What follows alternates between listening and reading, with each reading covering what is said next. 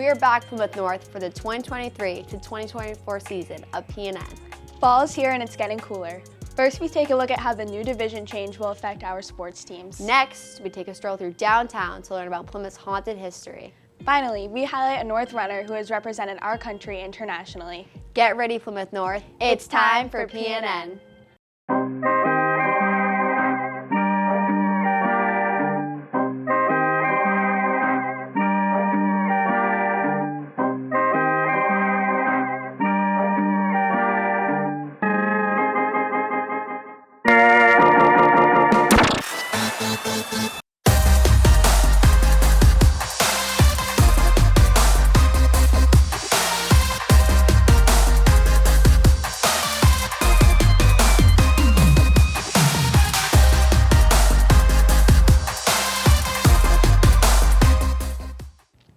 Good morning, Plymouth North. I'm Nyla Lavoie. And I'm Annalise Slopes.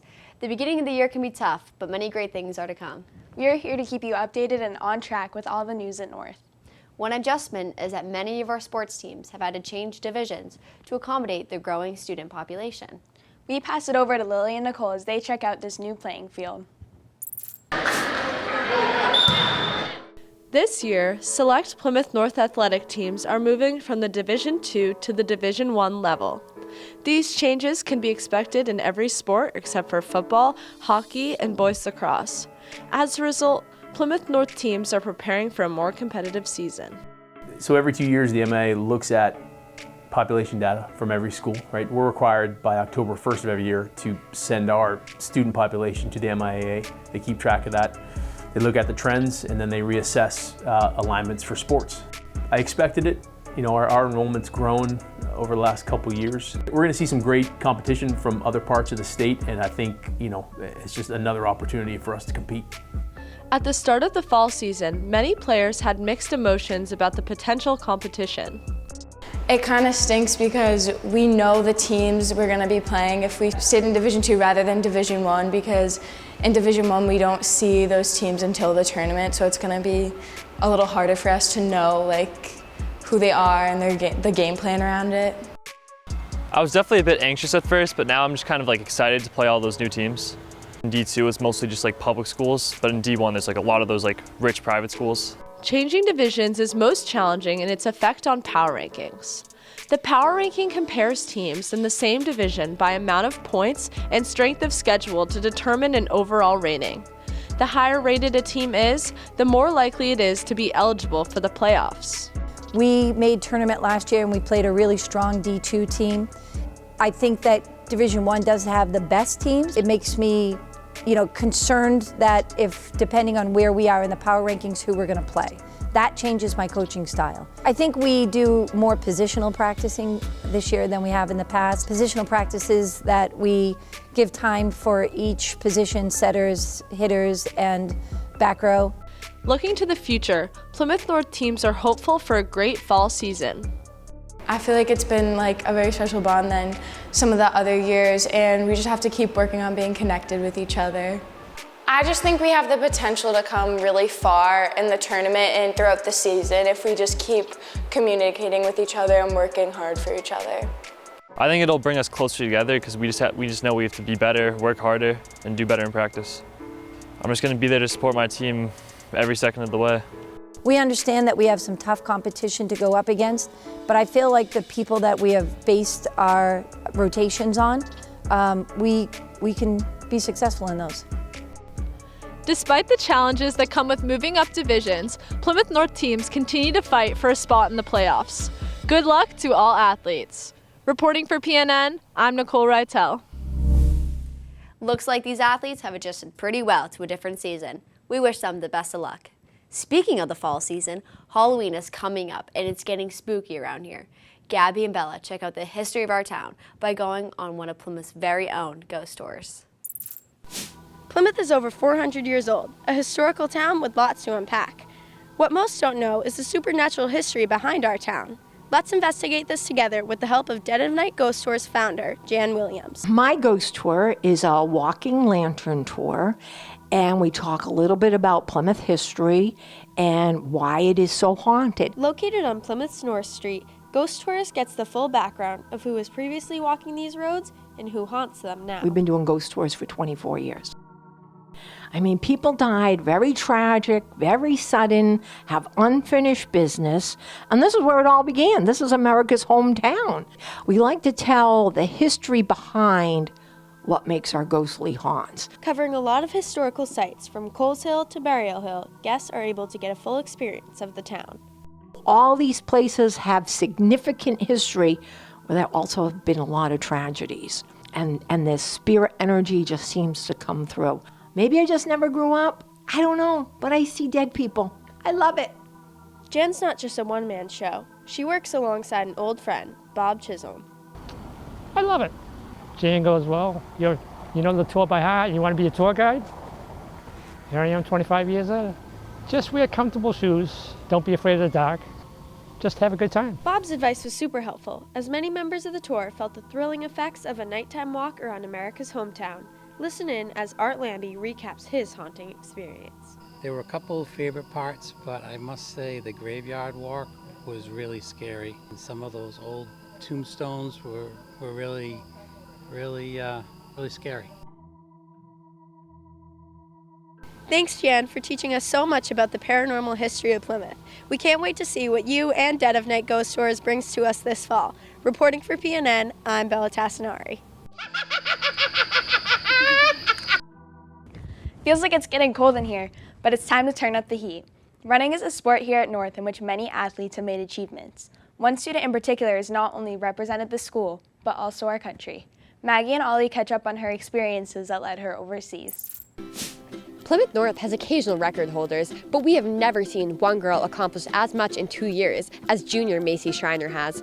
With her record-breaking times and her spot on the USA national team, Macey is representing our school, our town, and our country through running. Before her summer experiences, Macey started running at a very young age. I kind of just started running when I was about, 7, because my mom was into it, and so I just kind of liked it and kept going with it. Macey started running around, I think, 7 years old, and then she started racing at about 8 years old with the USA Track and Field Junior Olympic program.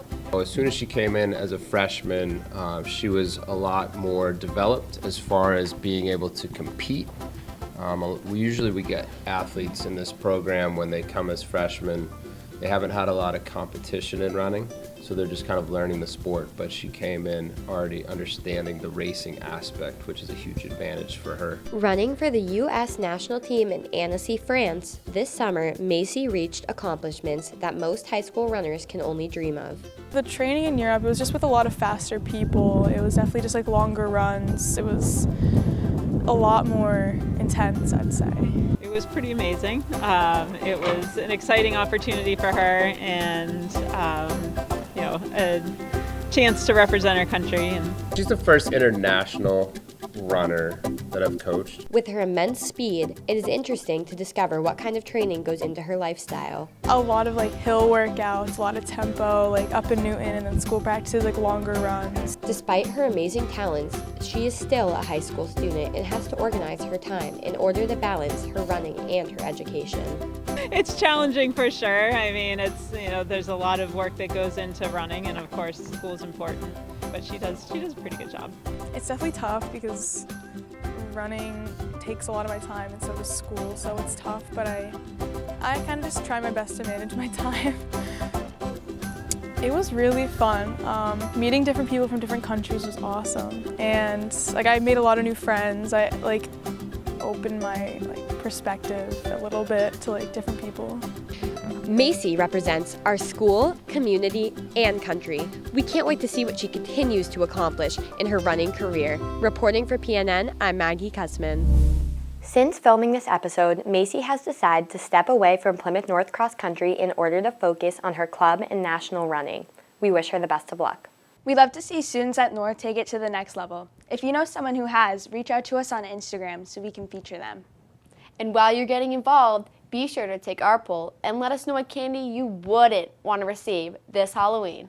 We caught up with some of you already on this episode of Hall Walking.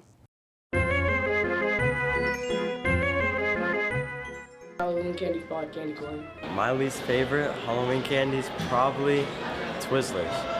I'm gonna have to go with Three Musketeers. Okay, the worst candy on Halloween has to be candy corn. Candy corn. Candy corn. Sour Patch Kids, Twizzlers, Skittles. Skittles. Jolly Ranchers. Probably Almond Joys. Candy corn. Milk duds. So my least favorite is candy corns. Those, no, they're gross. I'm sorry. I don't know how you like that stale stuff. Definitely have to be candy corn. Gumdrops. Milky Way. I don't want to get Twizzlers on Halloween. Yo, usually I rap, but I spit a lot of bars. My least favorite candy this Halloween is gonna have to be Butterfingers. Candy corn. Least favorite, the candy you don't want to get this Halloween. Chocolate. Dots. I really hope I don't get a lot of chocolate. Believe it or not, I don't like chocolate. I like sour and sweet candy, so I hope I get a lot of nerds. Three Musketeers. Dots. Candy corn. I got a lot of raps trying to be on the Mars, but I'm really over here. Got this spitting like candy corn. I just can't stand candy corn. Hate it, hate it, hate it. I'll throw it in the woods. Oh, dots. Oh, and I want Pez. What do you not want to say it? Oh, candy corns. Oh. Gobstoppers. I wouldn't want those trash things. Candy corn. Disgusting. Banana Laffy Taffy. And dots. Milky Way. Milk duds. usually I try to rap it with a lot of even I'm on the Mars. Snickers, because they're trash. That's why. Because that's it. My least favorite Halloween candy is probably Dots. I would hate to receive Three Musketeers when I go trick-or-treating because it's just disgusting. Swedish fish. Those are the best. So they're not. Good and plenty. Disgusting. A candy I don't like is candy corn. I have to say Tootsie Rolls. I've got definitely Milk Duds. Milk Duds are the worst, and they always taste like they're old. No Milk Duds ever. I probably shouldn't say this, but no nuts. PNN is the worst candy ever. Worst candy ever? I hate coconut. So that would be Almond Joy or Mounds. I do not want Sour Patch Kids or any of that sour stuff. My dad will probably yell. I don't want Smarties. I don't want black licorice. Marvin's Room by Drake. Yeah, no black licorice for me. I don't want Reese's. Twizzlers. Tootsie Rolls. Reese's Peanut Butter Cups. Almond Joy. I'm gonna go with the Butterfinger. Butterfinger. Butter. I have to go with everyone on the candy corn. That one definitely needs more flavor. Nyla, which one are you dissing on? I definitely wouldn't want Almond Joy in my Halloween bag. Let's go get some of the good stuff after news and notes. Interested in the medical field? North's very own Medical Careers Club is held in room 312. Meetings are the second and fourth Thursday of every month. Make sure to pay for a parking pass in the main office if you are a junior or senior. It's $100 and checks can be made out to Plymouth North High School. Don't forget your license and license plate number. Attention movie lovers, come to this very TV studio, located on the first floor of room 108A for Movie Club. Join in the analysis, discussion, and debate of movies past and present. For some of the greatest major motion pictures, to cult classics, to art house productions, all kinds of cinema will be explored. Stay tuned at the end of the episode for more information, including meeting dates. All are welcome. Support the Eagles football team this Friday, October 20th, and make sure to wear pink for our very first Barbie theme. Tickets can be bought for $6 on GoFan. Looking to get in the Halloween spirit? The junior class is starting Plymouth North's first haunted house on October 26th at 6 p.m. Tickets are $5 and can be bought at the door. If you want to be more involved with the school, join Interact Club. General meetings are held in room 339 every other Friday. See Ms. Lewinson for more information. This club is helping collect winter apparel for the Rotary Club's annual winter coat drive. Gently used winter clothing items such as hats, gloves, coats, and scarves.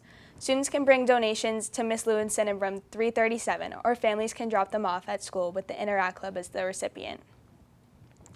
Tonight and tomorrow night, enjoy the play Nora's Lost, presented by Plymouth North Players. Held here at 7 p.m. in the Performing Arts Center, and tickets can be bought online at PlymouthNorthPlayers.com. That's it for news and notes and this episode of PNN. Follow us on Instagram for the latest updates at pnn.2024.